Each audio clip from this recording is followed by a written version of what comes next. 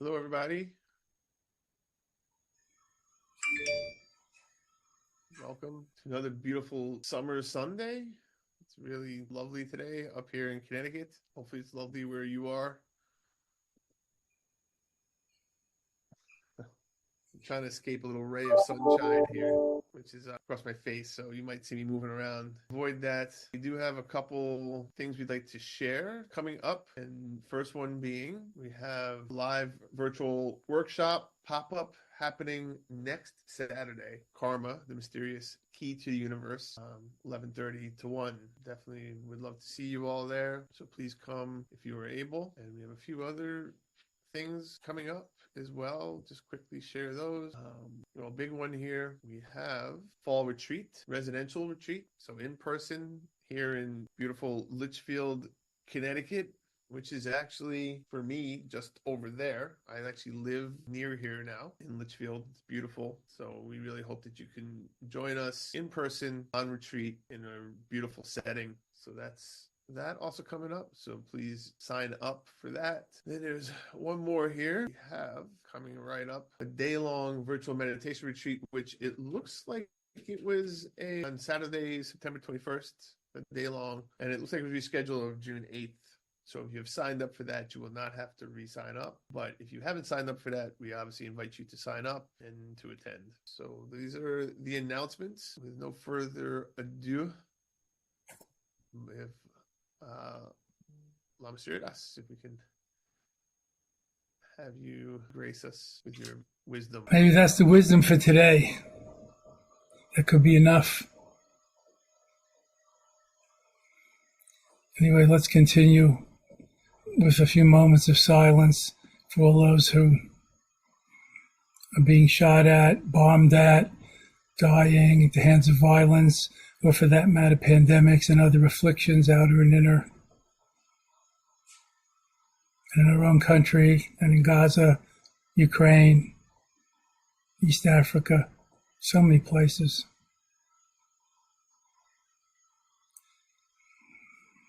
Violence seems to be on the rise, not to mention selfishness, greed, propaganda,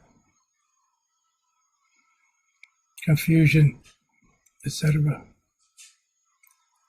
So let's do what we can, include all in our prayers and practices today.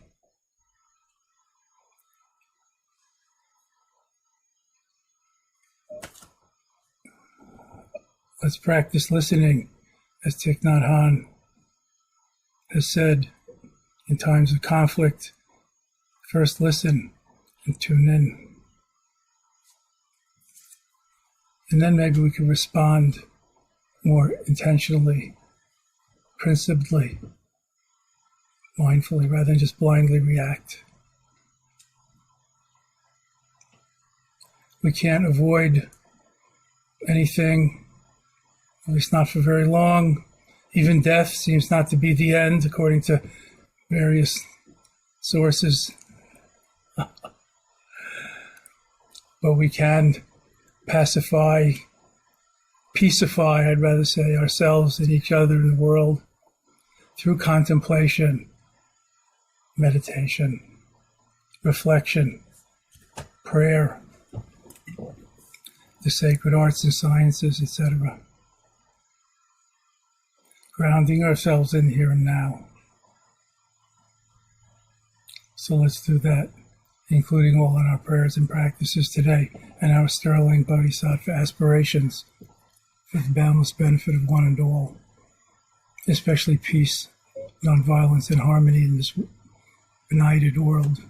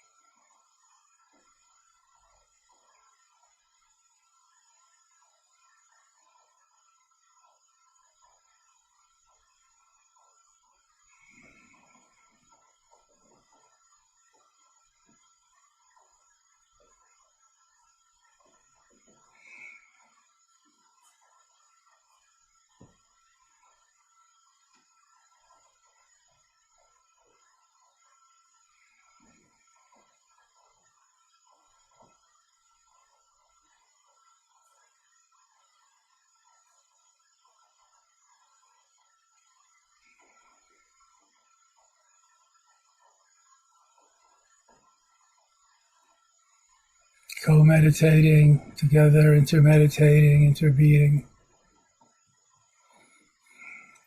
So interconnected, interdependent, interwoven.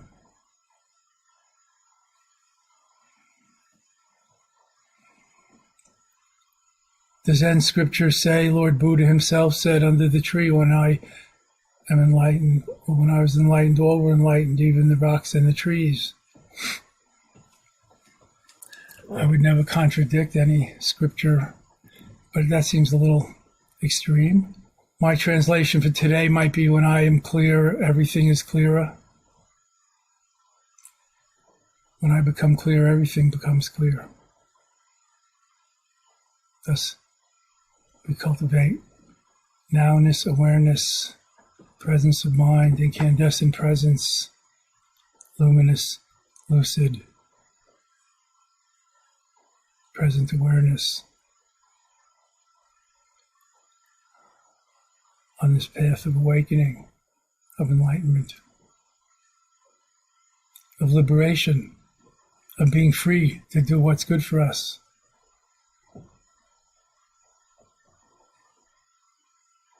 Reconditioning and ultimately deconditioning.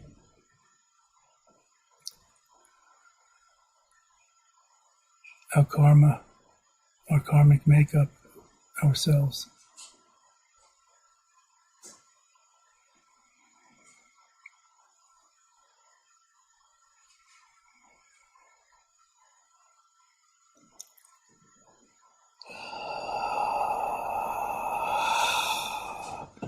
Eyes open, ears open, nose open, heart open, throat open, chest open, everything open.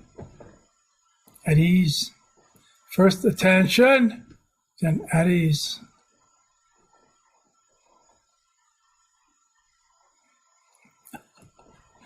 At ease grunts and bodhisattvas. You can find it everywhere, where your third eye and your third ear is open. I don't know if I need a third mouth, but third eye and third ear, yes.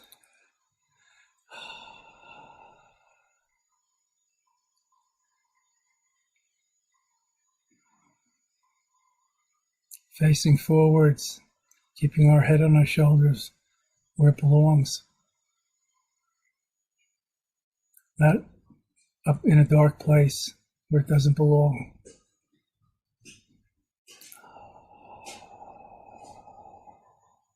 Striding fearlessly into the waves, not just tiptoeing in the shallows, or wading in the shallows and calling that life. Zorba the Buddha, life is it. And even according to Buddha's practical teachings, there is another life. I'm not talking about rebirth, besides the unenlightened life of dukkha, of dissatisfactoriness and suffering, the first noble truth. The third and fourth noble truth is about another life, the enlightened life, and how to get there and be there. The Eightfold Path, the three liberating trainings of ethics, meditation, and wisdom and love, and so on. Not just who am I, the question of identity, finding oneself, self-actualization, self-realization. That also implies, how shall I live this life, my life, our life together? Compassion, love, and action, connection. The great connection. As Bob Thurman recently translates the word Dzogchen, the great connection, I like it. Dissolving and connecting simultaneously.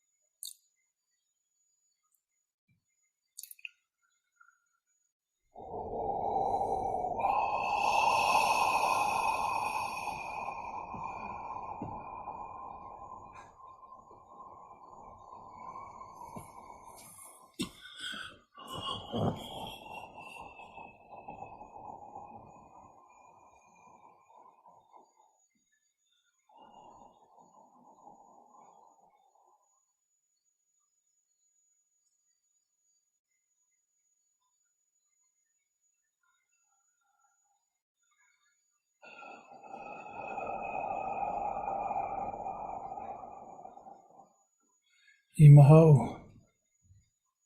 Way to go. Eureka. Hallelujah. Amen. Miraculous.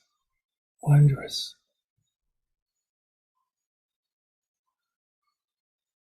Lucid openness. Emptiness and awareness. Inseparable.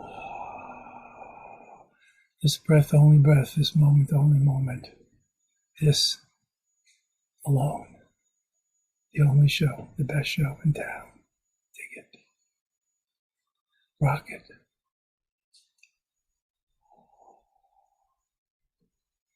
Enter completely. Breathing out and dissolving into everything. Breathing in and reborn, rejuvenation.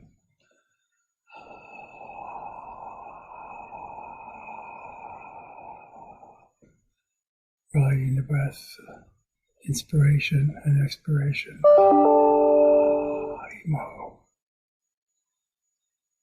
Enjoy the show.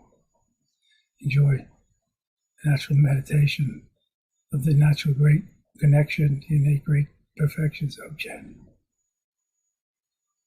Nowness, awareness, the authentic, unfabricated, true Buddha within.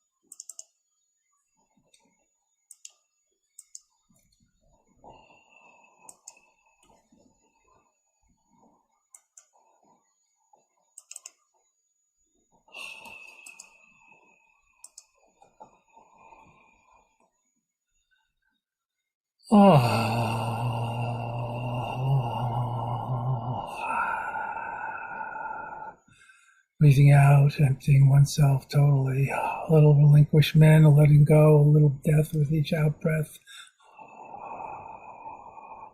Breathing in, being reborn, starting again, afresh, this moment, only moment, this breath, only breath.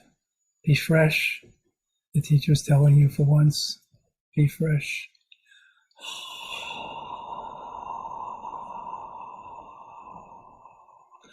Emptying myself, less of me, more room for thee, O Lord, Buddha.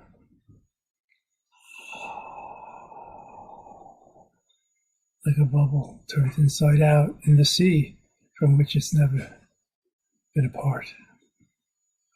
See through yourself and be free. Rest in luminous, senseless openness, incandescent presence. Assume your Buddha seat, Buddha heart mind.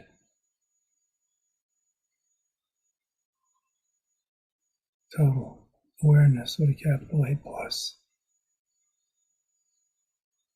Just being with a capital B plus. See how sweet it is. Imoto.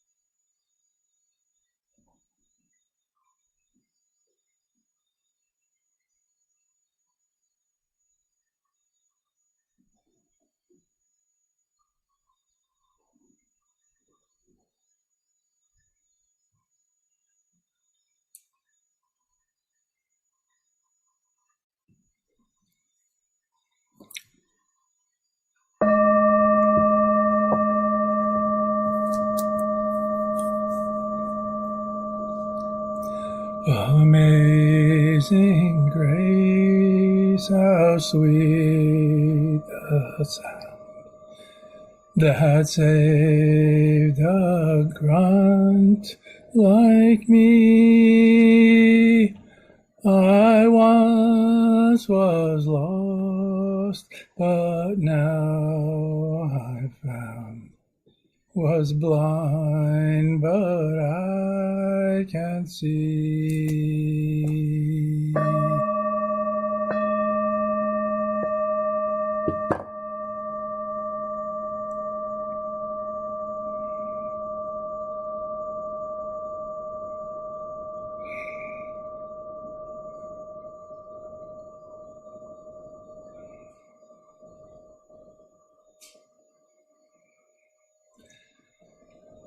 I am the place where the Buddha comes through.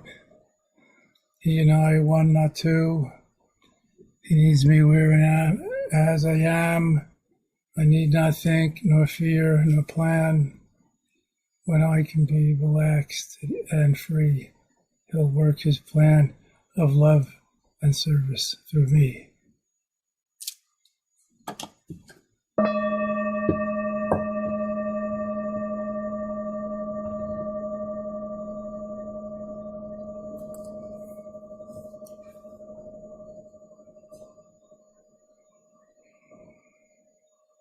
Pete, could we see the Millennium Prayer, please, and Kempo's dedication and the merits?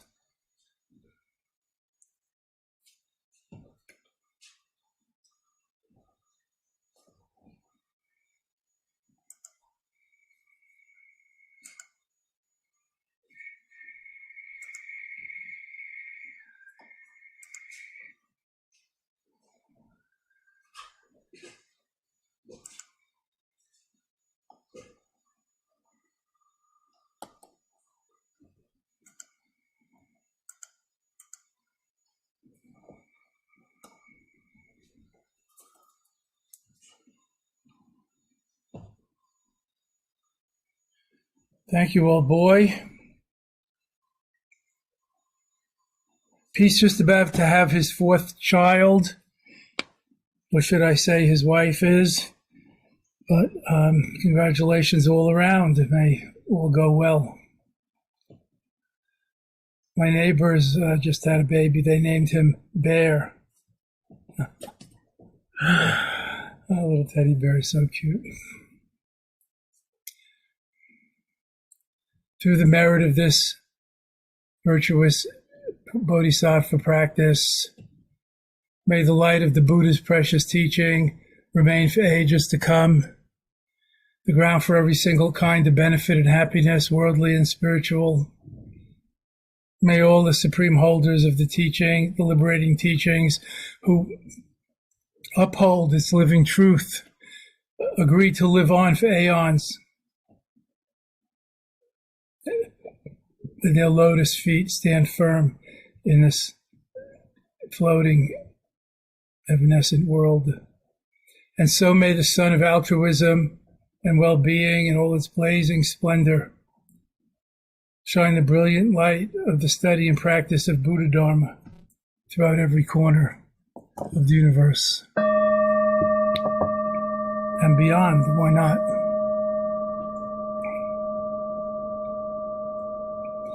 May all beings everywhere with whom we are inseparably interconnected and who want and need the same as we do, may all be awakened, liberated, healed, fulfilled, safe, and free.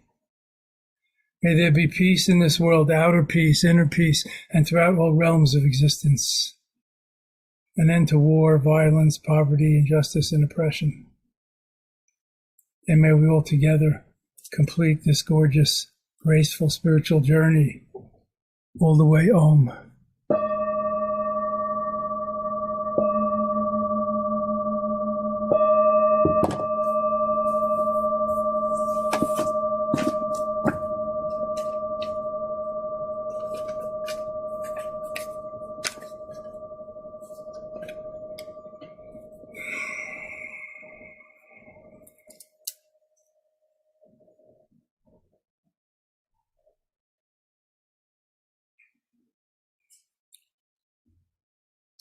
I noticed the word blazing splendor in those prayers, aspirations, and affirmations.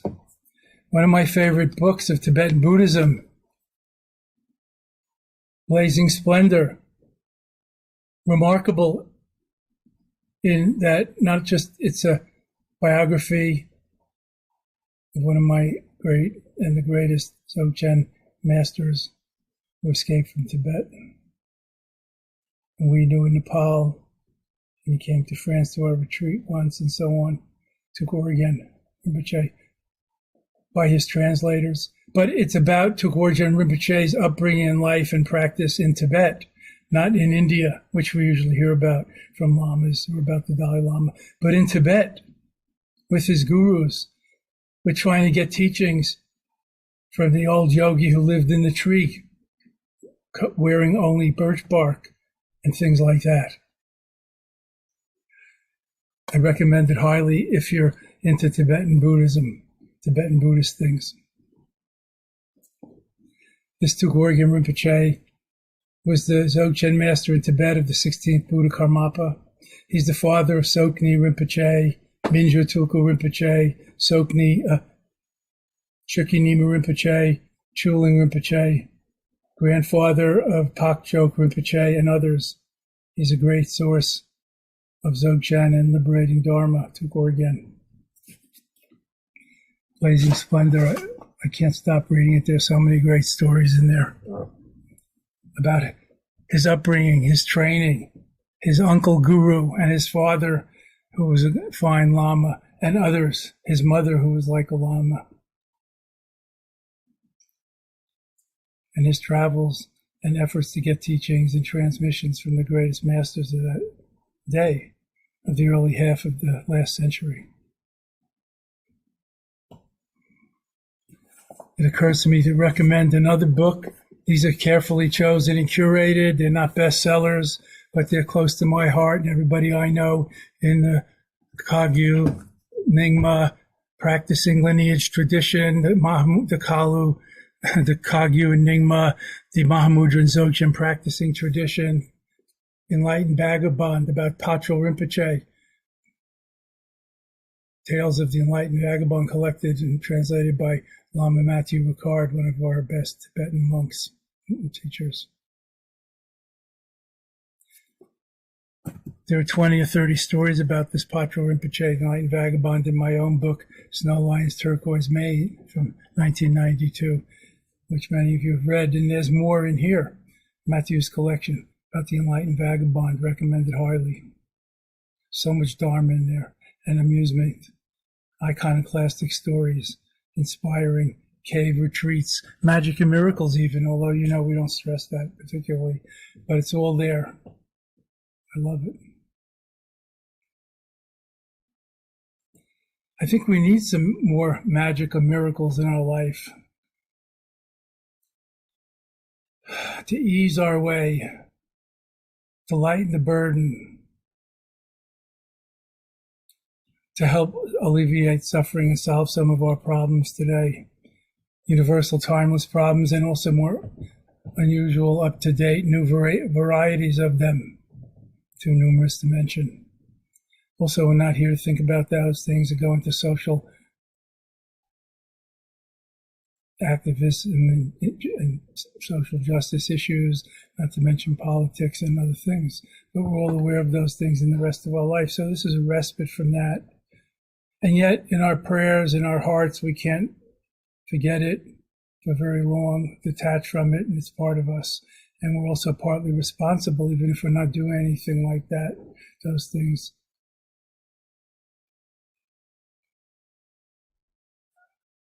When trouble is going down, being silent or ignoring it, we're also complicit, they say. Anyway, there's a lot of beautiful things happening in the world too. I try to tune into those sometimes.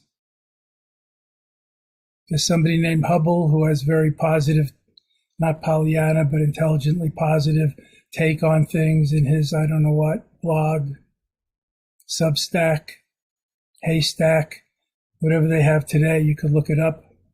Somebody named Hubble, not the telescope guy. Positive news for a change. Check it out. Intelligent, positive news. So any questions or sharing, please?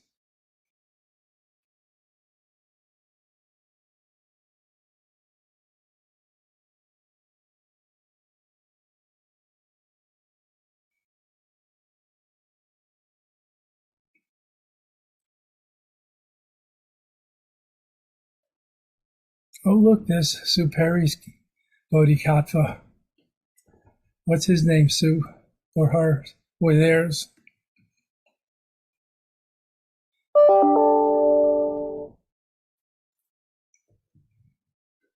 Oh, thank you. There's always two ends to a stick. Here's a koan for you, Bodhisattvas and Bodhidogmas. Does a straw have one hole or two?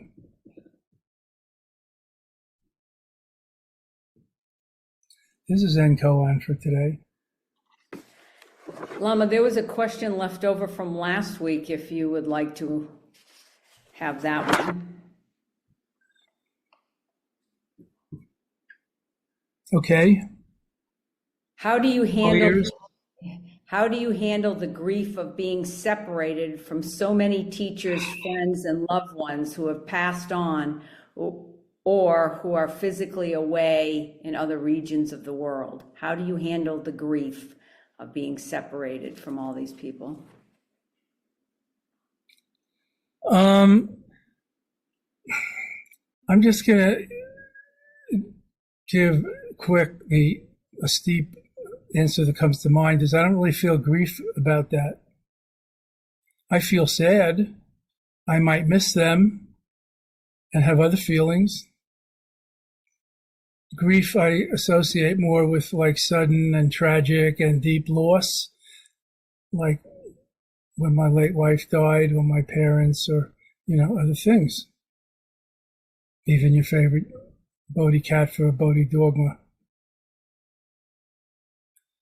But then trying to work through the stages of grief and healthy grief and processing and internalizing and integrating and facing and, moving on eventually. Although you never really move on, but moving on, these are the 5 stages of healthy grieving according to the great pioneer in this field, Kubler-Ross, field of thanatology, of studies about death and dying, founder of the hospice movement.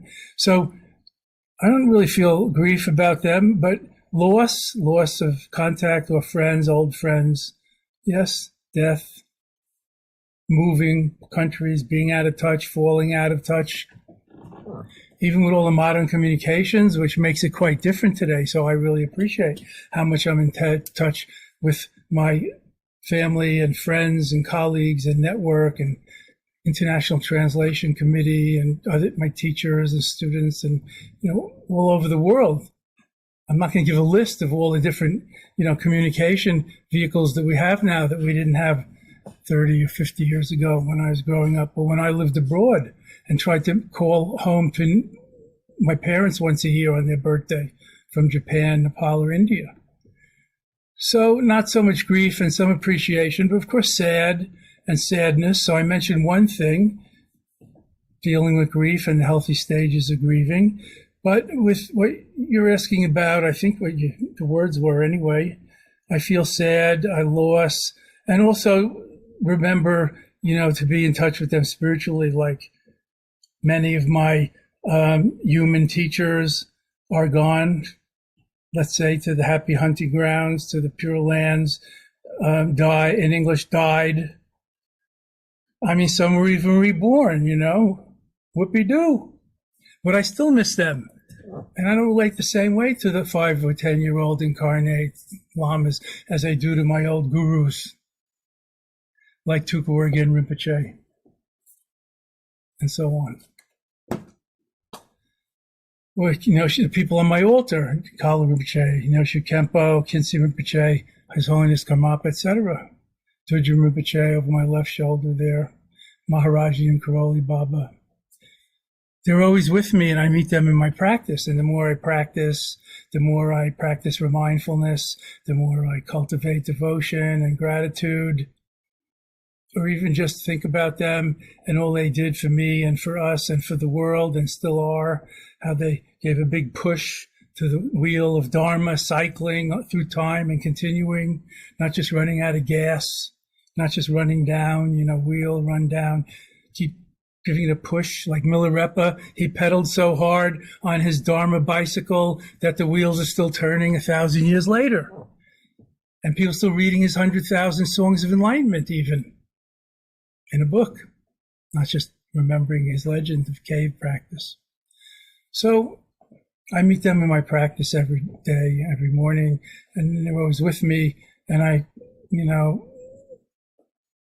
just like my parents and, relatives and loved ones and mates and friends, I have pictures of them. I don't need to tell you how many ways people keep those things around. People used to have pictures in their wallets. There may be new ways to carry your pictures with you or show your grandchildren's pictures to other people today. I think so. So I try to stay in touch with them that way, out of love, not obligation. I don't have to send out 500 Christmas cards to them. When you practice Guru Yoga, or calling the Lama from afar, as everybody translates it, I call it calling the Lama as if from afar. You get closer to them, and also it's Tibetan teachings say that you help increase their longevity and their beneficial Buddha activity by practicing those things with gratitude and devotion, and in a way you're aligning them and giving a boost, not just drafting in their wake, but actually being part of the wave and keeping it moving, and then others can draft in your wake and keep it moving too. So that's one way that I deal with that, and also just feeling sad about it. Like I miss, my 19-year-old friend Allison Krauss from Pittsburgh, who was shot and killed at Kent State in 1970 by the National Guardsmen on her own campus, along with a few other kids, freshmen at the school. Maybe I even still have some grief about that, but it's still more like sadness. I think her boyfriend is still grieving, and he never got his life together after that very easily.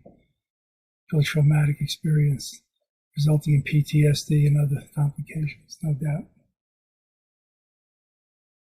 So that's a few ways that I deal with these things. Sometimes I practice loving kindness, metta, well-wishing, benevolence, wishing others well, metta, for them, for all, for me, for them individually or collectively. That helps me connect or love them. We miss them. We want to be with them. We like being with them. We like whatever you want to call it, loving with them, getting each other, getting to know you, and eventually getting each other. So we can still do that. Even our parents, we can reparent and renew or rebalance our relations with them, even parents or others, even if they're dead and gone. We're not dead and gone, and they're still very alive in our psyche. So that's a few thoughts. Now I see in the chat room, which is a little hard for me to pay attention to along with everything else, but I saw somebody said, how do you deal with regrets? I'm not a big regretter. I'm more of a getter, like I was just saying, getting each other, but I'm not a big regretter. I don't know, I must have read once that you can get there from here, meaning from anywhere, It's kind of a joke when some foreigner from the Midwest or somewhere asks you on the street, how do you get to somewhere? And you say, you can't get there from here, I'm sorry. It's just like giving them a New York banter, And before you give them some directions, maybe. But, it's very important to get each other and having gotten, and you never get ungot. Like whoever you think knows you best in the world, or that your mutual reciprocity is really complete, alive or dead, blood or not blood, and so on. You can tune into that explicitly with words. Talk to them. Write it in your journal, your diary, or whatever electronic form it is. Your Substack, your, any stack will do. So I do those things. I put it in poetry. There's so many love songs and country love songs and poems about sadness and regrets and shoulda, coulda, woulda. That's all beautiful, and it expresses those feelings. But dwelling in regret doesn't help as much as doing some of the other things I'm talking about. At least I find it that way. Now, of course, if you regret like some heinous crime, that's a little different,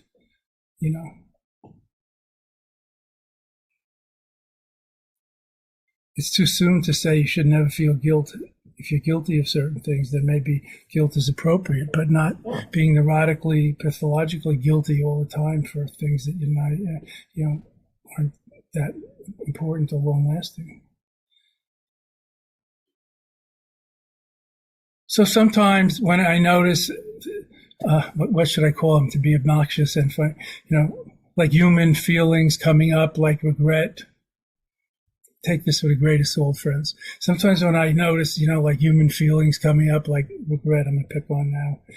And then I think, like, my nature and nurture and karma mind, self, whatever, naturally starts down that pathway or that downward slope.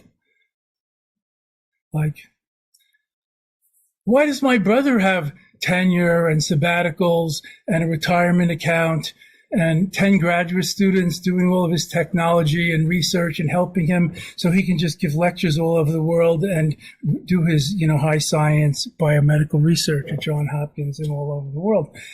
And I think, holy crap, but what about look at my, retirement account of good karma and peace of mind and everything I have and all of the help that I get from everybody always.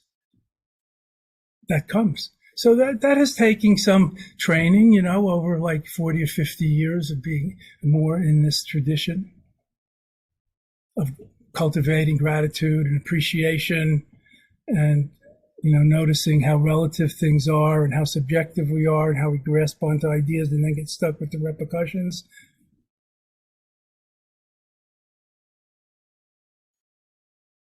So there's a lot, we could say about that. So regret is one of those.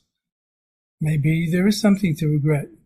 Some people, I'm just talking abstractly. I don't even know who answered the question, so I can't see you personally and relate to you exactly. It's, some people get divorced and then, I don't know, a couple of years later, a couple of decades later, I won't mention a couple of lifetimes later, a couple of years or decades later, they get remarried. It's fine with me if it works for them. Buddhism isn't against divorce. The laws change. Also, people change.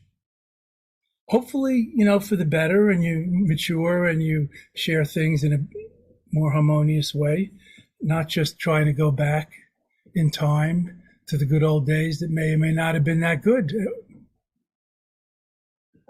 So that's a few thoughts about regret. Sure, we've all made mistakes. We might regret them, but we don't have to dwell on them. We could learn from them. Or regret being harmed or victimized or something by others. Recognizing we have some part in it. And regretting that we put ourselves in that position or we went along with it or we didn't handle it more skillfully or something. But not dwelling on that. Nor denying it. Or just whitewashing it away. So I kind of regret that I never really finished my Tibetan language studies. Or being able to play the guitar and the piano well to go along with my, tremendous, gorgeous voice. Have fun with. On the other hand, I put my energies in some other things that I've taken pretty far and feel good about. So that's where I get my joy and satisfaction and pleasure, not just from regretting what I didn't do. Why didn't I play, team sports in college? I was such a star in high school instead of, not inhaling every day in the 60s. Any other questions, or have we got to the last rites? I don't even see a clock here. Okay. It's 12 o'clock. Do we have another question, Pete? I hope people will join us next week for the virtual workshop, the pop-up, the day, whatever it is called. I'm going to be talking and teaching about karma, the mysterious key to the universe. There's so much could be said about it. So let's look into this thing.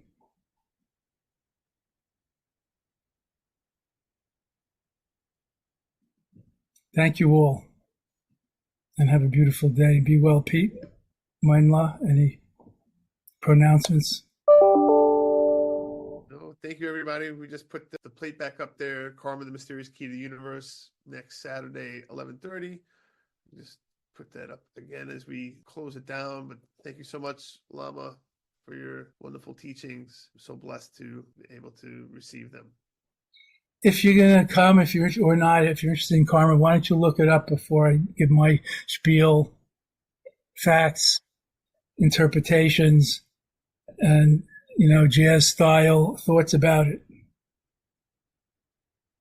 Like karma lasts from life to life.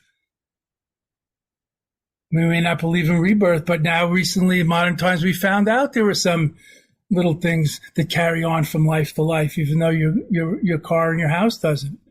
Like chromosomes and genes. Maybe people had some inkling of these things.